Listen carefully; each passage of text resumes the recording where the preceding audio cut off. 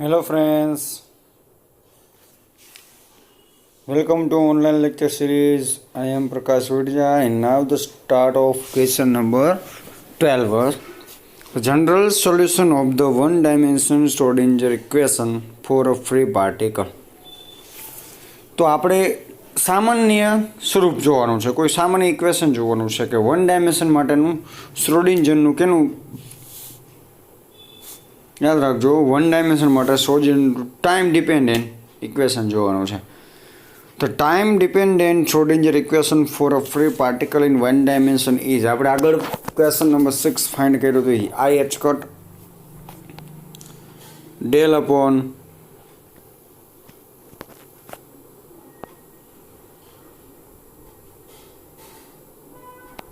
આ ઇક્વેશન આપણે આગળ ફાઇન્ડ કરી લીધા હતા. I H cut into del છે, અહીંયા ખાલી સાઈ ઓપરેટર જ હતો, અહીંયા શું છે એક્સ અને ટી બંને છે.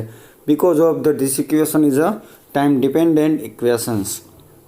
Del psi x t upon del t is equal to minus H cut square upon 2m del square psi x t upon del x square. Equation number 1 is a Schrodinger equation of one dimension free particle. Now the time dependent part can be separated by writer. હવે time dependent જે part છે x અને T એને આપણે અલગ અલગ 2 પાર્ટમાં divide કરવાના છે. તો ક્યાં 2 પાર્ટમાં ડિવાઈડ કરશું? જ્યાં તમને એક્સ સાઈ એક્સ અને ટી નામનું ફંક્શન દેખાય છે ઇઝ ઇક્વલ ટુ શું મૂકવાના? You X and T of T મૂકવાના છે. Put the value of equation 2, જે ઇક્વેશન 2ની વેલ્યુ મળી છે ઇક્વેશન 1ને આપણે મૂકવાની છે. તો શું થશે? I H cut del upon del T. હવે del psi x T convert શેમાં થઈ જશે? યુ એક્સ અને ટી ઓફ ટીમાં is equal to H cut square upon 2m del square upon del x square. Psi x T શેમાં convert થઈ જશે? U X into T of T. Now dividing by U X and T of T. હવે આપણે બંને કોને both side, તો left side શું cancel થશે? Left side you x cancel થશે અને right side T of T cancel થશે. ઓકે, યાદ રાખજો. અહીં બાજુ યુ ઓફ એક્સ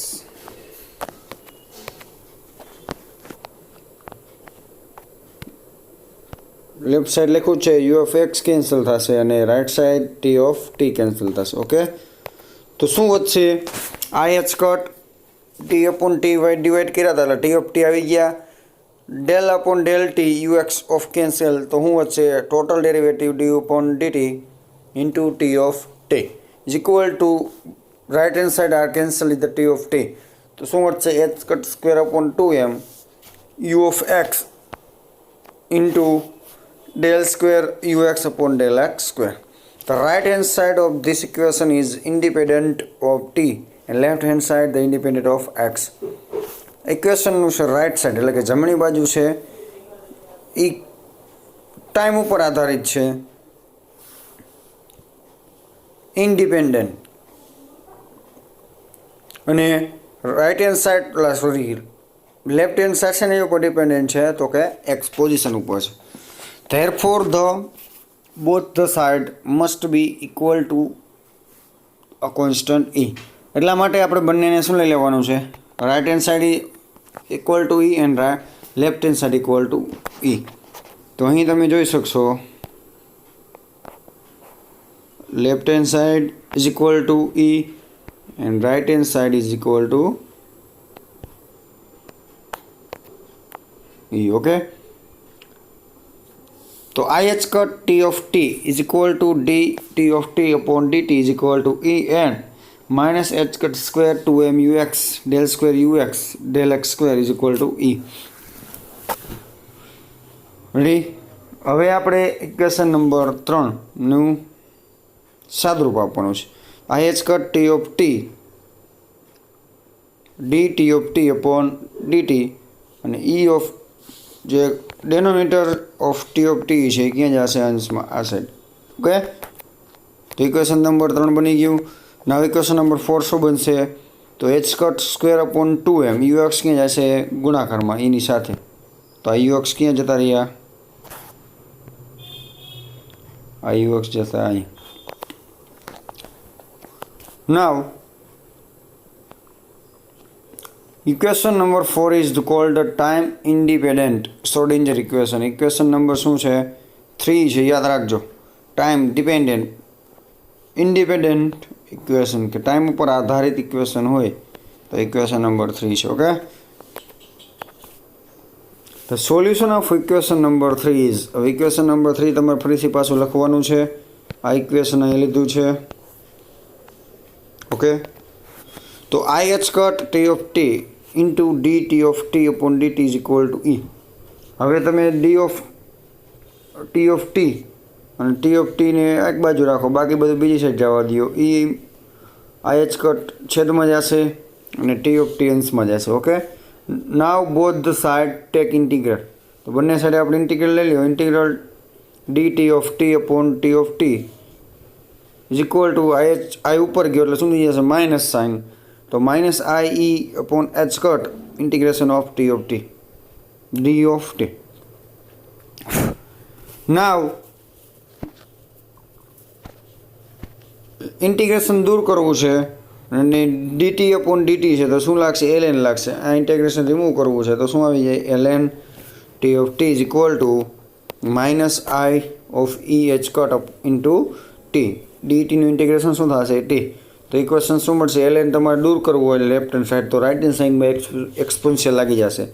તો t of t exponential is equal two exponential of minus I e t upon h cut. Okay, તો યાદ રાખજો લેફ્ટ હેન્ડ સાઈડમાં ln દૂર કરવા માટે રાઇટ હેન્ડ સાઈડ શું લગાવ્યું છે એક્સપોન્શિયલ. તો આપણે આ ઇક્વેશન નંબર 3નું જનરલ સોલ્યુશન મળી ગયું છે. હવે આપણે ઇક્વેશન 4નું જનરલ સોલ્યુશન લખીશું. Now solution of equation 4. So del square ux upon del x square is equal to minus 2me h cut square into ux. આપણે આ ઇક્વેશન 4 છે ફરીથી લખ્યું છે. તો ux ને કરતા કરો તો શું થશે h કટ સ્ક્વેર ઉપર જશે અને 2me નીચે આવી જશે into del square ux del x square where p 2me upon h cut ને p સ્ક્વેર બરોબર શું થશે 2me upon h કટ. અહીં આપણે p નામનું ઇક્વેશન લગાડવાનું છે તો શું થશે e of x એક h ને એમને રાખો ને એક h કટ અપોન 2me કરી નાખો શું થઈ જશે 1 upon p સ્ક્વેર. ઓકે, તો h cut square upon p square into del square ux upon del x square. આ તમને મળ્યું 6થા નંબરનું ઇક્વેશન. તો સોલ્યુશન ઓફ ઇક્વેશન 6 ઇઝ, તમે આ રીતે આનું સોલ્યુશન કરશો શું બનશે 1 upon 2 pi h cut exponential of I px upon h cut. તો આ તમને મળ્યું છે 7 નંબર. તો complete solution is obtained by putting equation 5 and equation 7 in equation number 2. તો આપણે આ 7 નંબરનું equation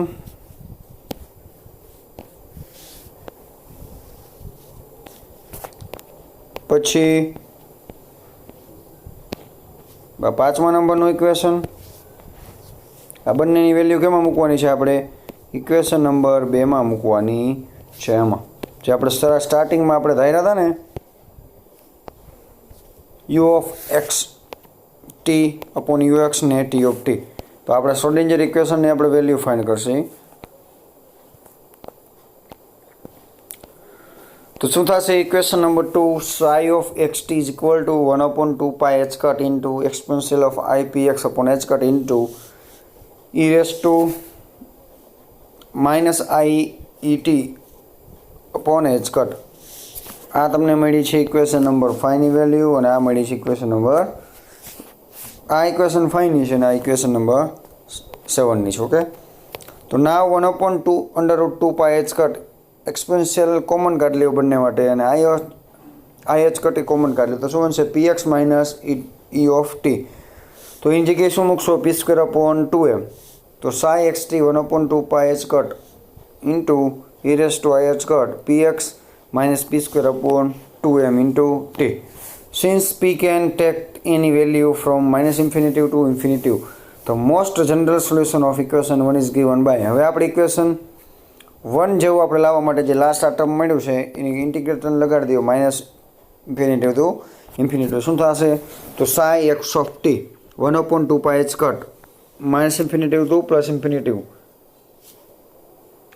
momentum of applied into e raised to exponential of I h cut px minus p square upon 2m into t અને dp આ શું લીધું છે integration લગાડ્યું છે એટલે એક્સપોનેન્શિયલ સાથેનો કોર્ડિનેટ પણ લીધો છે ઓકે તો which is a superposition of the plane wave આ તમને પ્લેન વેવ માટેનું સુપરપોઝિશનનું ઇક્વેશન મળી ગયું છે તો યાદ રાખજો હજી આનું ઇક્વેશનમાં ઉપયોગ થશે પ્લેન વેવ માટેનું સુપરપોઝિશન માટેનું ઇક્વેશન છે નાવ this equation is a repeated general solution of one dimension Schrodinger equation for a free particle તો સૌ પ્રથમ આપણે વન ડાયમેન્શન માટેનું Schrodinger equation લીધું પછી એમાં x અને t બરાબર ux અને t of t ધાર્યું પછી અલગ અલગ એને એનર્જી લેવલ માટેના દર્શાવી દીધા બંનેના સોલ્યુશન મેળવ્યા પાછા એના ઇક્વેશન નંબર જે તમે ધાર્યા હતા u of x ને t of t માં મૂક્યા અને આપણે આ પ્લેન વેવ માટેનું ઇક્વેશન મળી ગયું છે now question number 13 the time evolution of wave bracket wave equation માટેનું ટાઈમ ઇવોલ્યુશન માટેનું આપણે ઇક્વેશન જોવાનું છે તો one dimension the times dependence Schrodinger equation for a free particle is one dimension માટેનું Schrodinger ઇક્વેશન શું છે I h cot into del psi upon del t is equal to minus h cot square upon 2m into del square psi upon del x square into xt નામનું function છે equation number 1 the most general solution is equation number 1 આપણે જે આગલા ઇક્વેશનમાં શોધ્યું હતું last equation એ જ આ ઇક્વેશનમાં ઉપયોગ થયેલો છે પ્લેન વેવ માટેનું ઇક્વેશન તો psi xt is equal two 1/√2 pi h cot into minus infinity to infinity ap into e raised exponential of I upon h cot under bracket px minus p square upon 2m into t into dp equation number 2 now at t equal to 0 equation to reduce to હવે t બરાબર આપણે 0 મૂકવાના છે તો t ની જગ્યાએ શું મૂકી દીધા તમે 0 મૂકી દો તો અહીંયા પણ શું આવી ગયા 0 તો psi x0 1/2 pi h cot જ્યાં તમને t દેખે બધે જ 0 મૂકવાના છે minus infinity to infinity ap e raised to I h cot px અને p square upon 2m into t ની જગ્યાએ 0 એટલે ટર્મ 0 થઈ જશે આ ટર્મ શું થઈ જશે 0 તો અહીં શું હતું I px upon h cot into dp equation number 3 તમને મળ્યું છે now using the inverse Fourier transform relation હવે તમે એકબીજાને અલગ આપી દો તો એપીને કરતા કરો inverse 1/2 pi h cot infinitive integral બધું આ બાજુ જતું રહેશે minus infinitive infinitive psi x0 exponential of minus I px upon h cot into dx આ ઇન્વર્સ ઇન્ટિગ્રલ આપણે લગાડી દીધું છે નવું equation 4 is the time evolution of wave bracket okay so thank you so much student watching my video